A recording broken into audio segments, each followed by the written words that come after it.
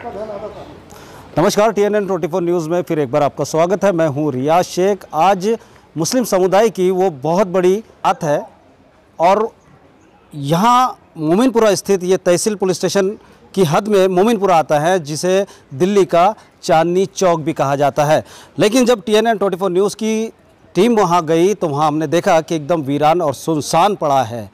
Corona virus के चलते जहां भंडारकर सर ने वहां कड़क सिक्योरिटी लगाई है, वहीं एक भी इंसान नज़र नहीं आ रहा है। तो हम बात करेंगे जयेश भंडारकर सर से, जो वरिष्ठ पुलिस अधिकारी है तहसील पुलिस स्टेशन के। सर, TNN 24 न्यूज़ में आपका स्वागत है। धन्यवाद।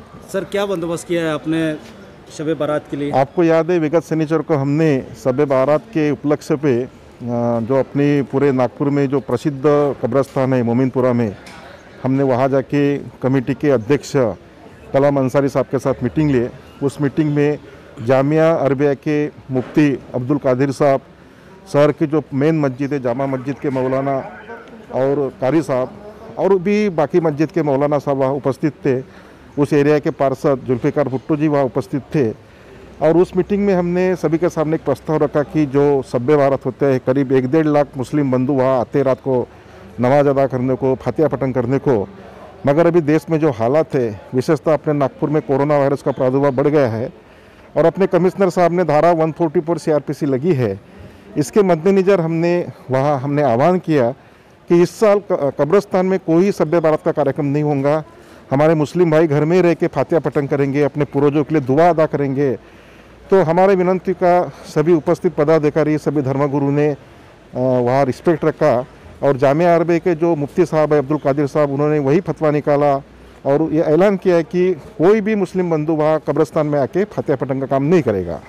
सर, मैं एक प्रश्न पूछना चाहता हूँ आपसे कि मोमिनपुरा जो सील किया गया था, जहाँ तकिया एरिया जिसे कहते हैं, तो वहाँ कितने ऐसे कोरोना वायरस के पेशेंट मिले?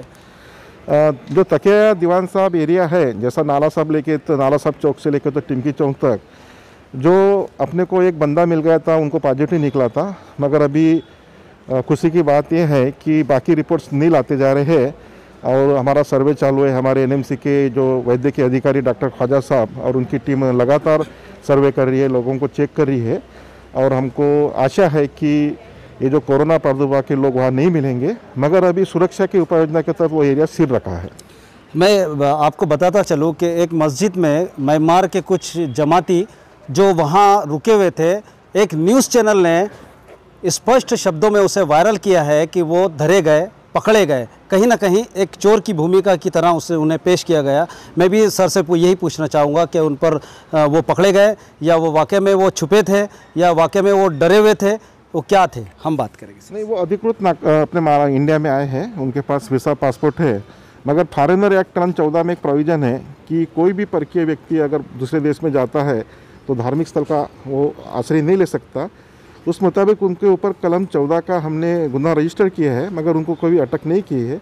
सुरक्षा के मद्देनज़र जो अभी कोरोना वायरस का प्रभाव है, इसलिए वो सभी 8 लोगों को हमने MLA हॉस्टल में क्वारंटाइन करके रखा है। क्या सर पुलिस को जानकारी थी उनकी कि वो वहाँ उपस्थित है? हाँ, बराबर। हमने उनको चेक भी किए थे, वहाँ हमको वो हाजिर मिले हैं। मगर जो फॉरेनर एक्ट कलम 14 में स्पष्ट क्लियर आइडियाज है, क्लियर उसमें लिखा है कि कोई भी फॉरेन का व्यक्ति किसी भी धर्मस्थल में आश्रय ले नहीं सकता। इसके अनुसार उनके ऊपर कार्रवाई की गई है। ये थे हमारे साथ में तहसील पुलिस स्टेशन के वरिष्ठ पुलिस अधिकारी, बेबाक अंदाज में अपने सवालों का जवाब देने वाले जयेश भंडारकर सर। तो इसी तरीके से बने रहिए मेरे साथ और देखते रहिए TNN 24 न्यूज़। कैमरामैन अजीशा के साथ रियाज शेख, नागपुर।